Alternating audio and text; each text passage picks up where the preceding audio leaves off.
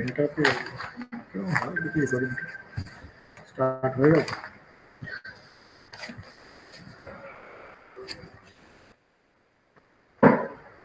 এই গাড়িটা দেখা যাচ্ছে রে গাড়ি দেখা যাচ্ছে নাম উইন্ডো উইন্ডোর মধ্যে গিয়ে So good morning. Today we are going to discuss transcription. So as we all know, the genetic information is stored in DNA, in the sequences of DNA. So genetic information is stored in the sequences of the DNA. So now we have to know what is the purpose of this genetic sequences, because the number of genes may be varying.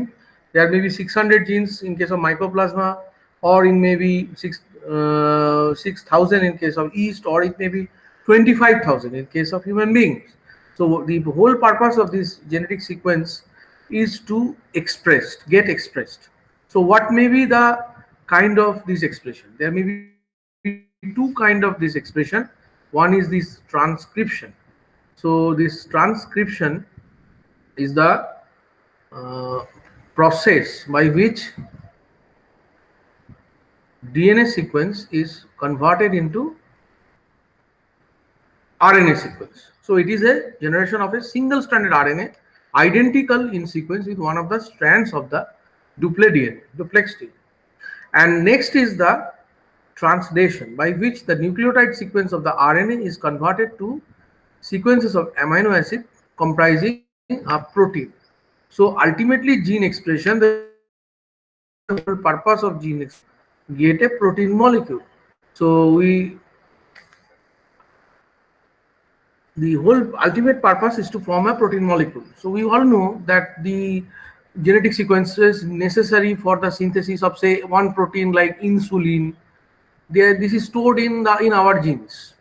So like other protein, maybe a particular enzyme, lactate dehydrogenase, the genetic sequences are stored in our genes only, and it is a repertoire of all these genes that is known as the genome.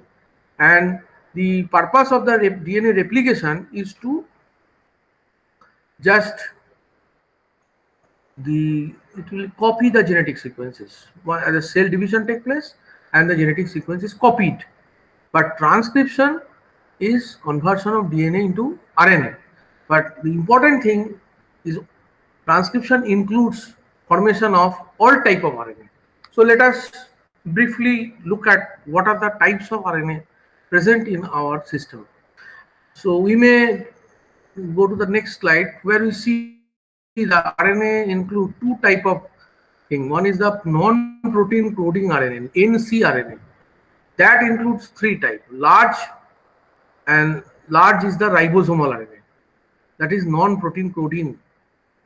There is a long category and there is a small category of non-coding RNA, and there is a category of coding RNA. So coding RNA is the essentially the mRNA, that is the messenger RNA, which is ultimately converted to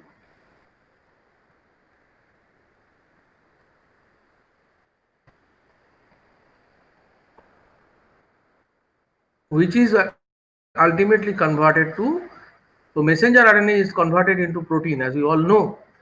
So among the non-protein coding RNA, there are large variety, that is the ribosomal RNA. Incidentally, it is the most abundant RNA of our system. And there are small RNA of the not actually translated. So non-translated actually. Those include the tRNA, which is an adapter RNA for the translation to help it. And then there is snRNA.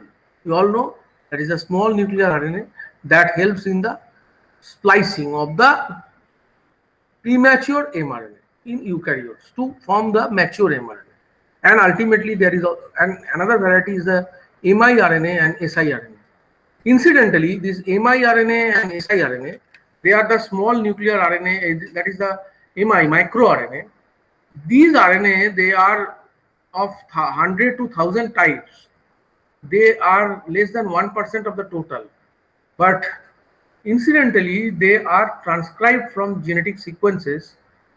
Often they are transcribed from those sequences which are in between the genes. That is, previously it was considered that a huge part of the our total chromosome was non-transcribed. Those are like railway tracks in between the stations, if we consider. Those part, if the stations are the genes and the railway track in between the station, large untranscribed region is the untranscribed region. So previously it was considered that large track which was untranscribed, but now that large part is considered to be responsible for in the transcription where it is micro and siRNA. So it is a huge part of the genome which is now transcribed into this microRNA.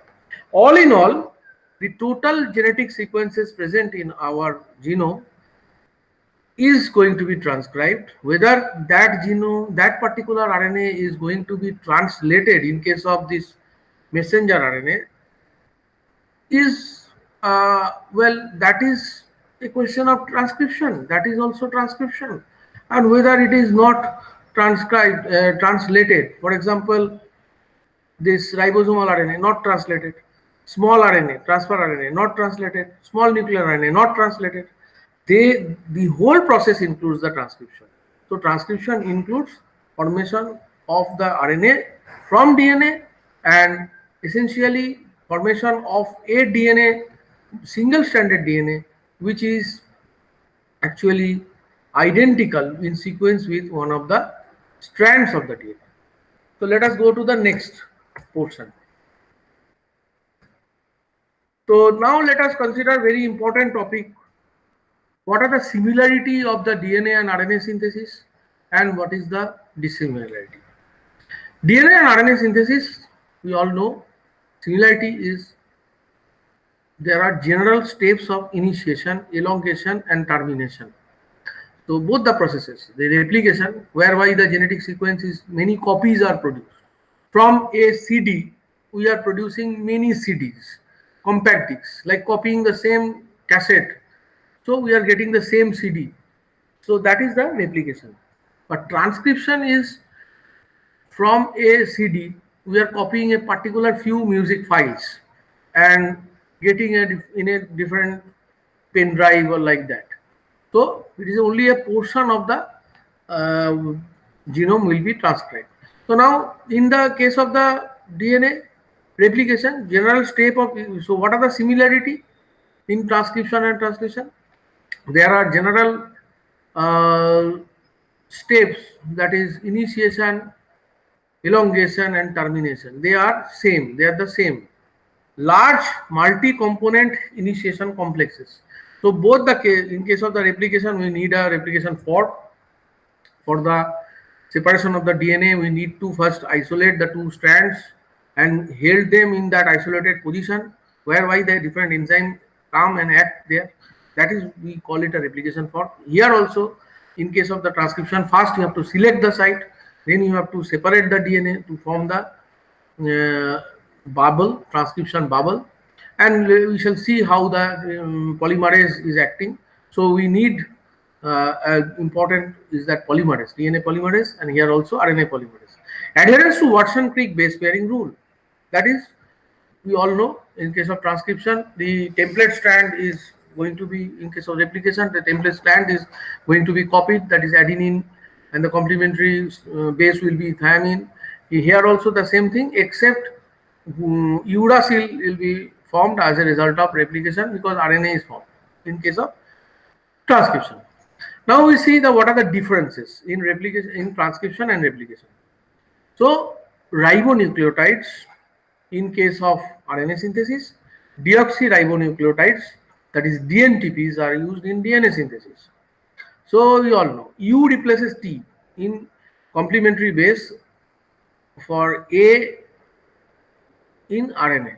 So AT, and in RNA it will be AU.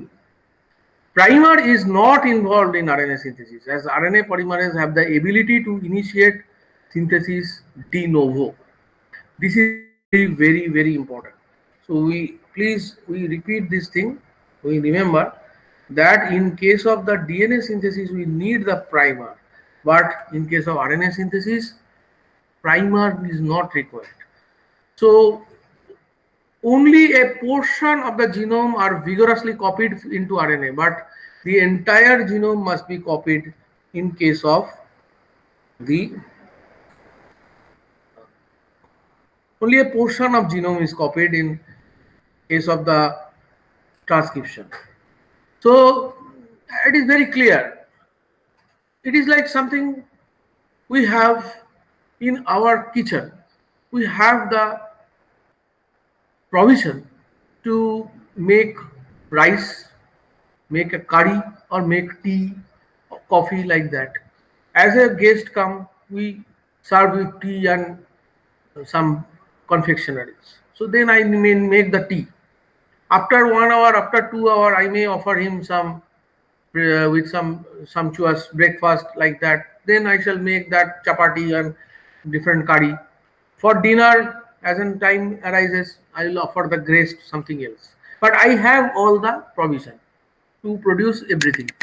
But in case of the DNA replication, actually there is only one choice. Either you make a full copy of the DNA or you make a nothing. So transcription is selective and time dependent. We must remember. The kind of protein that is formed in the hepatic cell is not the same kind of protein that will be formed in brain cell. So as an and also in point say now 8 a.m. some protein are formed, 12 a.m. different protein will be formed. So like that. Next, the third and fifth thing that is the most important thing, that in case of the DNA, we all know that DNA, it is a total genome is copied and it is an error-free process. So there is very efficient 3' 5' exonuclease activity as well as 5' 3' exonuclease activity particularly, and that is known as the proofreading mechanism. So proofreading mechanism is 100% operating, but in case of the transcription, if a faulty RNA is formed at all, several RNA will be formed from one particular DNA sequence, particular gene. One particular faulty RNA doesn't make much of a problem. If the second RNA is okay, then it is okay. So that is why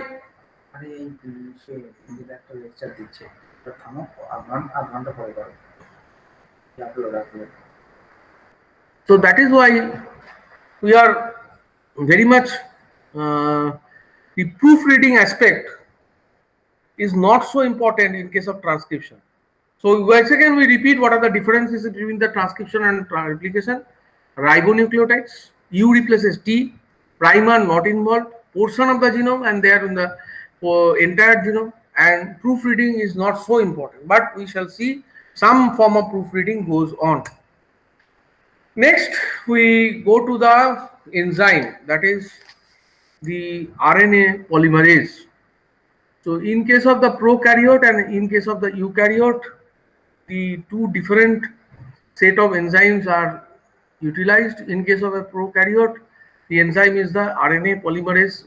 Here it is the T aquaticus, means the Thermus aquaticus enzyme. We are showing it here. It has got essentially the description of the enzyme is something which relates to the fact that it has got several subunits. Two alpha subunits, as we see, one beta and another is the beta prime subunit. The beta and beta prime subunit, they are the larger subunits. Alpha are the smaller one. And in addition, there is an omega subunit. So this is the RNA polymerase in E. coli, which is actually a prototype, a model. Several scientists were working on different organisms in the 1950s, and this is the model they came out with and found to be most suitable in case of E. coli, and this is a prototype model described here, and this is known as the core enzyme. Core enzyme. So it contains all the essential components for the transcription, but we shall see that there is a very important subunit that is known as the sigma subunit, and the sigma subunit gets attached to the core enzyme, and thereby it forms the hollow enzyme. So hollow enzyme, if I remember the hollow enzyme, what is hollow enzyme? Hollow enzyme is the core enzyme plus sigma subunit. Hollow enzyme is the core enzyme plus sigma subunit. So it is the hollow enzyme. So I can write it here, hollow, H-O-L-L-O,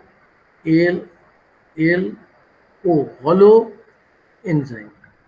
Hollow enzyme is the core enzyme plus sigma. So sigma subunit has got very important role. We shall see that later on. So this is the important concept. Next, what are the subunits? We shall see if we look at this chart. It will be very clear to us. In the middle, this column, we observe the molecular weight or mass of the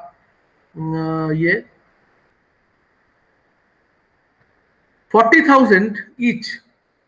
40,000 Dalton means 4 kilodalton, 2 alpha. And beta prime, as I have mentioned, these are the larger ones. So they have the 1.85 kilodalton. These are all part of the core enzyme. And we see, and there is a sigma factor, which has got about 85 kilodalton, which is not shown in the diagram because it is not a part of the core enzyme. So this core enzyme, this alpha, beta prime, they all have different function. Alpha has got promoter binding function. We shall see what is the promoter. Beta prime, they primarily help in the polymerization process. They are in the front side of the enzyme and they help in the polymerization process proper. Beta and beta prime particularly. And here in the beta prime is a template binding and beta is the nucleotide binding. So all of them have got different functions. This is important because some time examiner question may come about discussion on the polymerase. So in that case, we must have to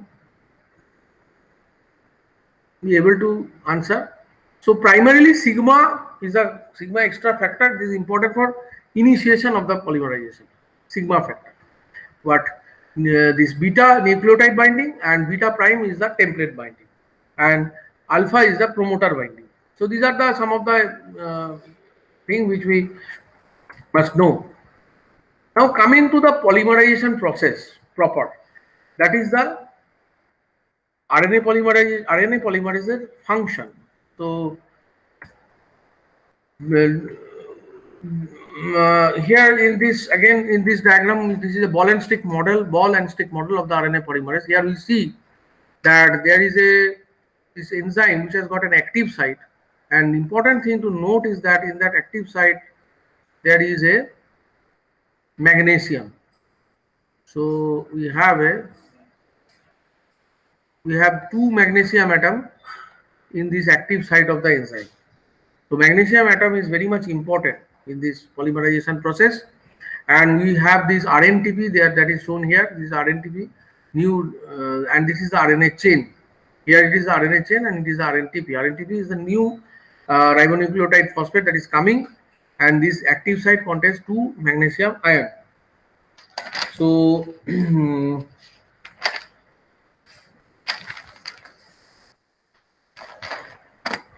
so let us see what is the primary function of the RNA polymerase. RNA polymerase has got some essential 5 functions. So RNA polymerase, first function, it searches the DNA for initiation sites or promoters.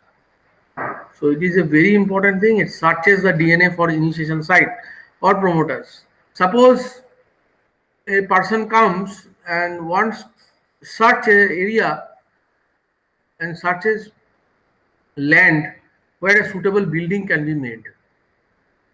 So The promoter in that is a person in that case who will find out the land to become a building. But here, promoter is a sequence of the DNA where from the replication will start. So the person will come and see, the enzyme will come and see where from the initiation can start.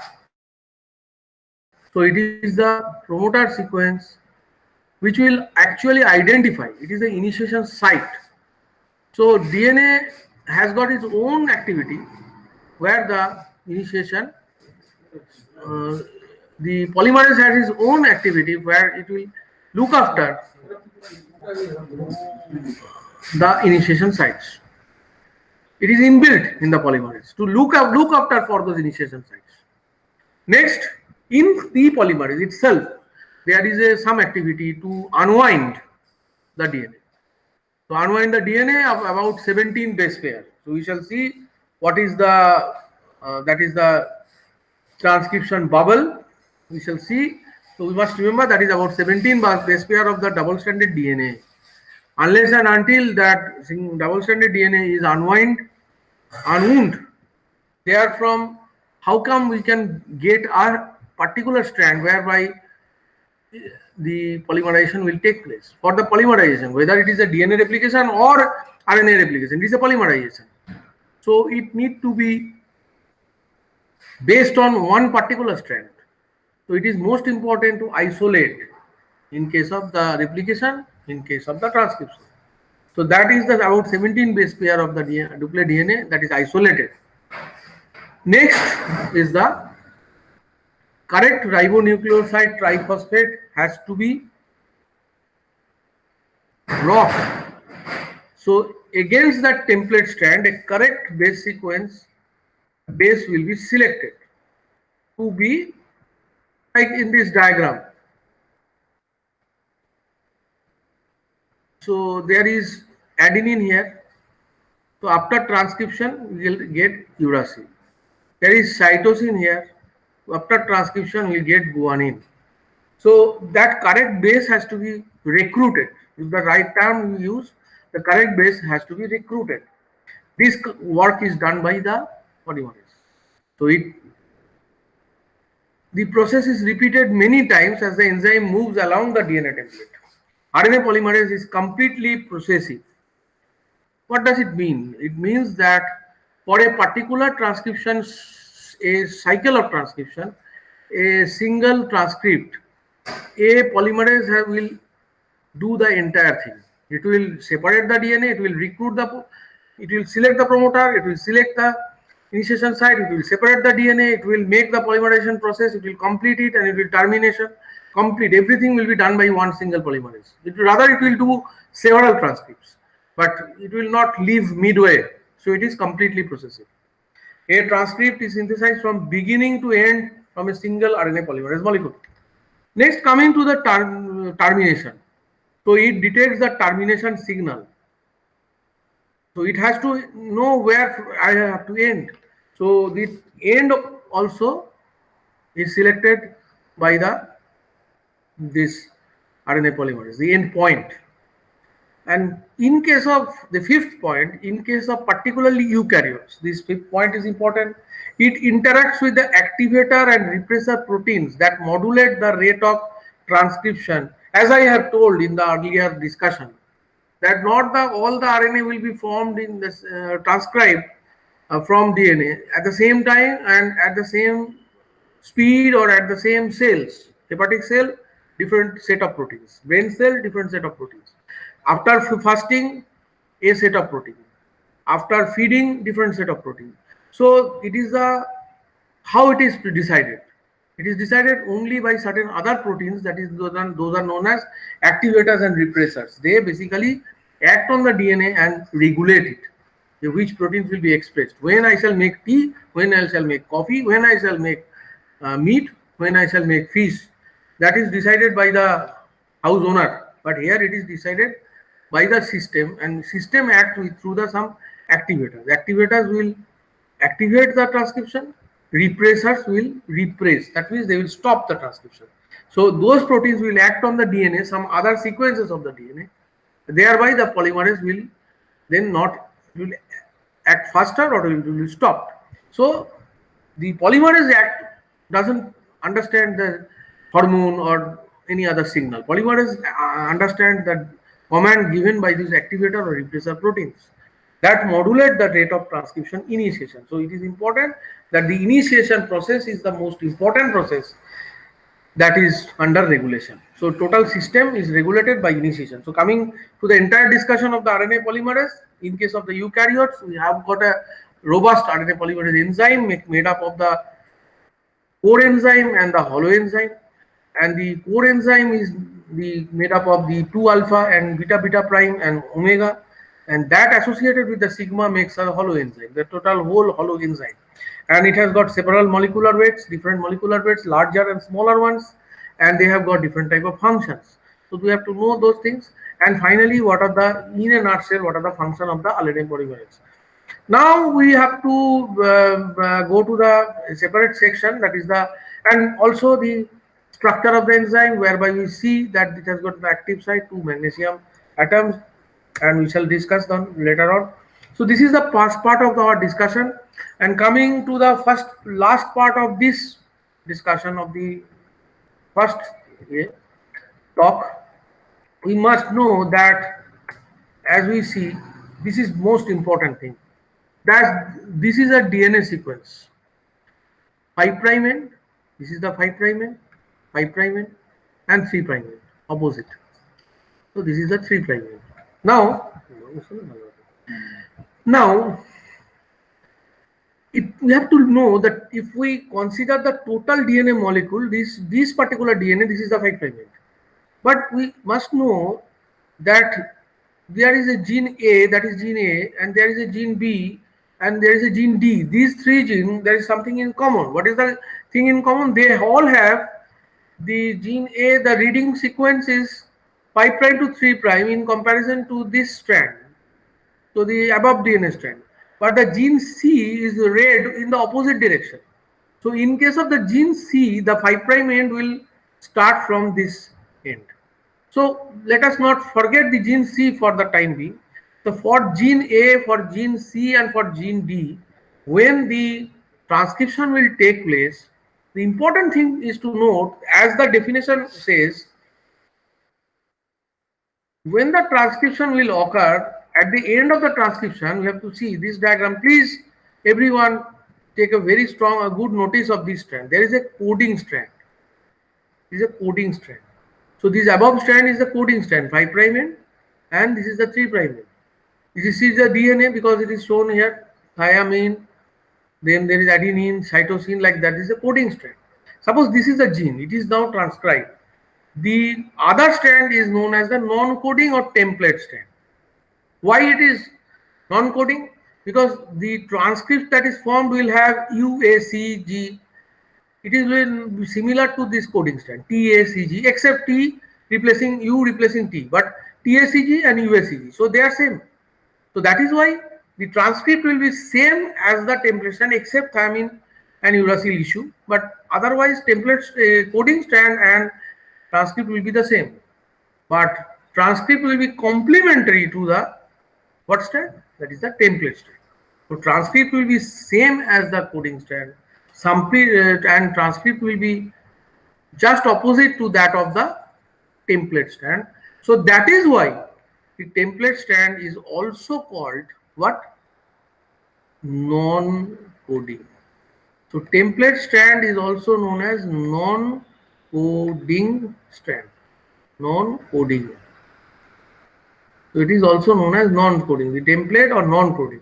So in case of in that diagram, if I go there, DNA being transcribed, here the gene A, gene B, and gene D, they are read from 5 prime to 3 prime region. And in case of the transcription of these 3 genes, the DNA strand opposite to that above strand, this will be the template strand. This is the template T. And the DNA that will be transcribed, the transcript will be having the same sequence of that of the other strand. That is the above strand will be the coding strand. This strand will be the coding strand. Is it clear? So it is the coding strand, and the below strand will be the non-coding or template strand in case of the gene A, B, and D. But in case of the gene C, Exactly the opposite thing. Here, this strand will be the template strand, and this strand will be the coding strand. So, with this preliminary talk, we shall next proceed to the process of transcription, that is initiation, elongation, and termination. Thank you.